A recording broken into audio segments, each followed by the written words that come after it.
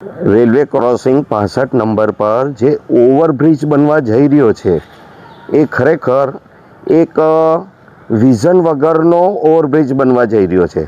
ખરેખર એ ઓવરબ્રિજ જ્યાં આગળ પૂરો થાય છે ત્યાંથી 270 જ મીટર અલીપુરા 4 રસ્તા છે.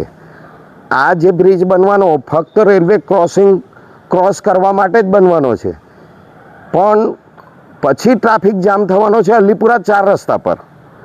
તો આ ઓવરબ્રિજ થોડો લંબાઈને અલીપુરા 4 રસ્તા ઉપરથી લઈ તાલુકા સેવા સદન સુધી ઉતારી દેવામાં આવે તો એક મિની બાયપાસ મળે અને અલીપુરા 4 રસ્તે કાયમ માટેનું જે ટ્રાફિક જામની સમસ્યા છે એ ટ્રાફિક જામની સમસ્યા ક્યારેય ના રહે, કાયમની એ સમસ્યા દૂર થઈ જાય.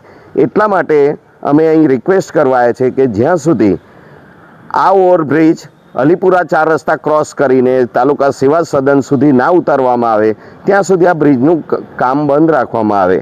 અથવા બીજો વિકલ્પ અમે એ આપ્યો છે કે એનો સંપૂર્ણ એક બાયપાસ બની જાય પહેલાં, અને એ બાયપાસ પરથી જ બધા ભારવાહનો નાના વેહિકલો જઈ શકે. જેવી રીતે પાવાગઢમાં બાયપાસ બન્યો તો પાવાગઢનો વિકાસ થયો, એવી જ રીતે એવો જ બાયપાસ બને કે બોડેલીનો પણ વિકાસ થાય. અને બાયપાસ બને અને પછી જો ઓવરબ્રિજ બને તો બહુ સારું એક વિઝનવાળું પગલું કહેવાય.